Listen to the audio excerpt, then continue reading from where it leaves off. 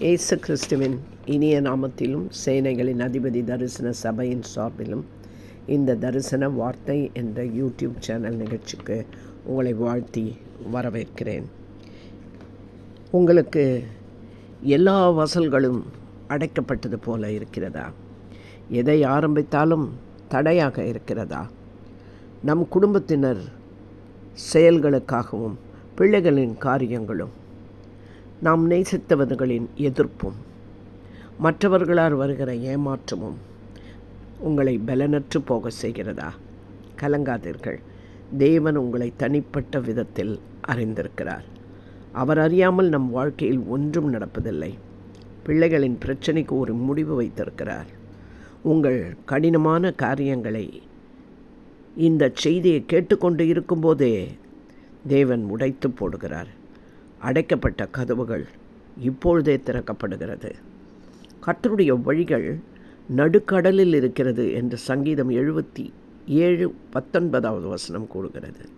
பாதைகள் திரண்ட தண்ணீரிலும் இருக்கிறது, அவருடைய வழிகள் சுழல் காற்றிலும் இருக்கிறது என்று நாகூம் 1:3 சொல்லுகிறது. கர்த்தர் தடைகளை அகற்றுவதில்லை, ஆனால் அவைகளின் நடுவே நம்மை பாதுகாத்து நடத்துவார்.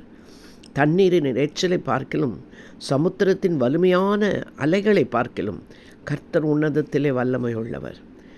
நம் தனிப்பட்ட வாழ்க்கையிலும், குடும்பத்திலும், வேலை ஸ்தலத்திலும், வியாபாரத்திலும், ஊழிய பாதைகளிலும் கர்த்தர் தடைகளை மாற்றுவார். அவர் சொன்னதை செய்யும் அளவும் கைவிடவே மாட்டார். அவரை நம்புங்கள். நம்முடைய வாழ்க்கையில் தேவன் அழகான திட்டங்களை வைத்திருக்கிறார். அவருடைய கற்பனைகளை பின்பற்றினால் சிறந்த மேன்மையான காரியங்களை அவர் நம்முடைய வாழ்க்கையிலே செய்வது நிச்சயம். தடைகளை தகர்க்கும் தேவன் நமக்கு முன்பாக போகிறார். அவர் கோணலானவைகளை செவையாக்குவார் என்று ஏசாயா 45:2 கூறுகிறது. அவர் செய்ய நினைப்பதை தடை செய்ய ஒருவராலும் முடியாது. அவர் நீட்டிய கையை தடுக்க யாராலும் கூடாது. அவருக்கு மட்டிட்டு நிற்கிறவன் யார்? நமக்கு எதிராக நடக்கும் ஒவ்வொரு காரியத்தையும் கர்த்தர் தடுத்து நிறுத்துகிறார். உதாரணமாக பரிசுத்த வேதாகமத்தில் ஆதியாகமம் 20:1 வாசித்து பார்த்தால், ஆபிரகாம் கேராகிலே தங்கியிருக்கிற போது அவருடைய மனைவியாகிய சாராள் சௌந்தரம் உள்ளவளாய் காணப்பட்டாள். ஆகவே அவளுடைய கணவனாகிய ஆபிரகாமை யாராகிலும் அடித்து தள்ளிவிட்டு அந்த மனைவியை தூக்கிச் செல்ல முடியும். அதனால் அவர் சொன்னால், இவள் என்னுடைய சகோதரியாய் இருக்கிறாள் என்று எல்லாரிடமும் சொல்லியிருந்தார். கேராரின் ராஜாவோ அபிமெலேக்கோ சாராளை பற்றி கேள்விப்பட்டு ஆள் அனுப்பி அவளை அழைப்பித்தாள். அபிமெலேக்கு அன்று இரவு தரிசனத்திலே தேவன் தோன்றி, இந்த ஸ்திரீ ஒருவனுடைய மனைவி என்று அறிவிக்கிறார். அபிமெலேக்கு, ஆண்டவரே, இவள் சகோதரி என்று சொன்னதனால் நான் உத்தம இருதயத்தோடு சுத்தமான கைகளோடும் தான் இதை நடப்பித்தேன் என்று சொல்கிறார். தேவன், நீ எனக்கு விரோதமாய் பாவம் செய்யாதபடிக்கு உன்னை தடுத்தேன் என்கிறார். அவளை நீ தொட அனுமதி கிடையாது, அவளை நீ அனுப்பிவிடு என்று அவனை பார்த்து சொன்னார். ஒருவேளை அவளை அனுப்பாவிட்டால் நீயும் உன்னை சேர்ந்த யாவரும் சாகவே சாவீர்கள் என்றார். அந்த ராஜா ஆபிரகாமை அழைப்பித்து, என் மேலும் என் ராஜ்யத்தின் மேலும் கொடிய பாவம் சுமர பண்ணினதற்கு உனக்கு நான் என்ன குற்றம் செய்தேன்? செய்ய தகாத காரியத்தை என்னிடத்தில் செய்தாயே என்றார்.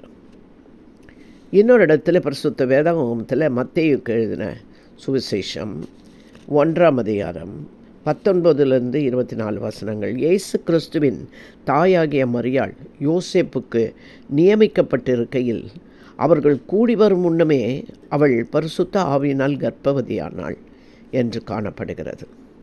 அவள் புருஷனாகிய யோசேப்பு நீதிமானாய் இருந்து அவளை அவமானப்படுத்த மனதில்லாமல் இரகசியமாய் தள்ளிவிட யோசனையாய் இருந்தான்.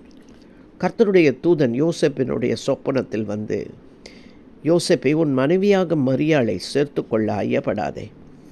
அவளிடத்தில் உற்பத்தியாகி இருக்கிறது பரிசுத்த ஆவியினால் உண்டானது.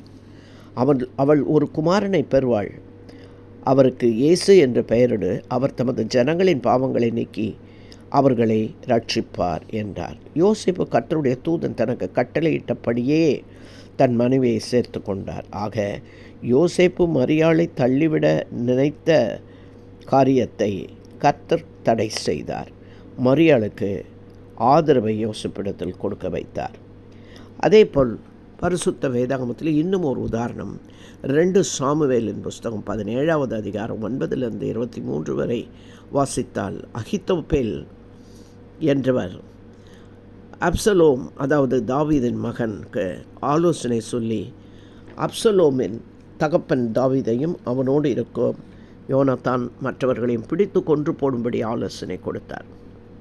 ஆனால் தேவன் அகித்தோப்பேலின் ஆலோசனையை அபத்தமாக்கி போட்டு தாவீதும் அவன் ஜனங்களும் யோர்தானை கடந்து போக செய்தார். ஆகவே நம் வாழ்க்கையிலும் பிரச்சனைகள் வரும். அதை தேவன் வராமல் பாதுகாக்கக்கூடாதா என்று கேட்கலாம். ஏன் லாசருவின் மரணத்தை கூட தடுத்திருக்கலாமே. ஆனால் தேவ மகிமை வெளிப்படும்படியாக சில பிரச்சனைகளை அனுமதித்து அது நம்மை மேற்கொள்ளாதபடி தடுத்து நிறுத்துகிறார்.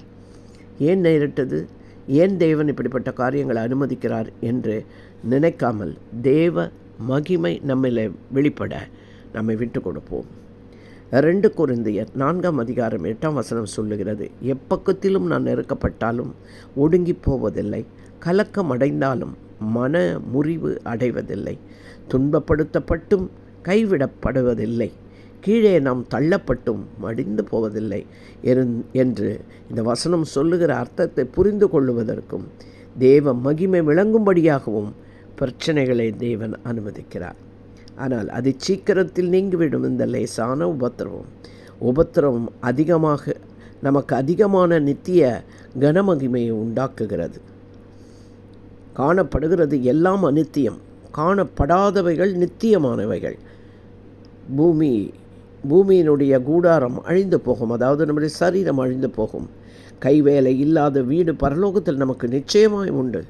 பரம வாசஸ்தலத்தை அடையவே பிரச்சனைகளும் நமக்கு வருகிறது. ஆனால் பிரச்சனைகளின் மத்தியில் அவைகளினால் வருகிற கொடுமைகளையும் அழிவுகளையும் கர்த்தர் தடுத்து நிறுத்தி நம்மை பரலோக ராஜ்யத்துக்கு வழிநடத்த வல்லவராய் இருக்கிறார். ஆகவே கண்களை மூடி நாம் செபிப்போம். அன்பும் இரக்கமுள்ள எங்கள் நல்ல தகப்பனே, இந்த வேளையில் கூட எங்கள் தேவனால் கூடாதது ஒன்றுமில்லை. அப்படிப்பட்ட தேவன் எங்களுக்கு முன்பாக செல்லுகிறேன், தடைகளை அகற்றுகிறவராய் இருக்கிறேன். உம்முடைய மக்களுக்கு யார் யார் மூலமோ, ஒரு ராஜா மூலம், ஒரு கணவனின் மூலம், ஒரு மனைவிக்கு, ஒரு மகன் மூலமாக ஒரு தகப்பனுக்கு, அவனை சார்ந்தவர்களுக்கும் அழிவு வருகிறது. ஆனால் தேவன் அங்கே நடுநின்று அதை தடுத்து நிறுத்தி அவர்கள் ஜீவனை கொள்ள பொருளாய் கொடுத்தது போல இந்த நாளிலும் எங்களுக்கு விரோதமாய் எழும்புகிற ஆயுதங்கள் வாய்க்காமலே போகும்படியாய், ஒரு வழியாய் வந்தாலும் அது 7 வழியாய் கடந்து போகும்படியாய் கர்த்தர் எங்களுக்கு விரோதமாய் எழும்புகிற முறுமுறுப்புகளையும், எங்களுக்கு விரோதமாய் வருகிற விமர்சனங்களையும், எங்களுக்கு விரோதமாய் வருகிற பழி சொல்களையும் கர்த்தர் ஒன்றுமில்லாமல் தடை செய்யும்படியாக கர்த்தருடைய ஆவியானவர் எங்களுக்கு உதவி செய்வீராக. உம்முடைய திருக்கரங்களில் எங்களை முழுவதுமாய் ஒப்புக் கொடுக்கிறோம். இயேசுவின் மூலம் ஜெபிக்கிறோம் எங்கள் நல்ல பிதாவே, ஆமேன். இப்பொழுதும் இந்த செய்தியை நீங்கள் கேட்டுக்கொண்டு இருக்கும்போது உங்களுக்கு வருகிற எல்லா விதமான ஆபத்துகளையும் எதிர்ப்புகளையும் கர்த்தர் தடை செய்கிறார். இந்த வாய்ப்பு மற்றவர்களுக்கும் கிடைக்க வேண்டாமா? ஆகவே லைக் பண்ணி ஷேர் பண்ணுங்கள். சப்ஸ்கிரைப் பண்ணாதவர்கள் சப்ஸ்கிரைப் பண்ணுங்கள். கர்த்தர் உங்களை ஆசீர்வதிப்பார்.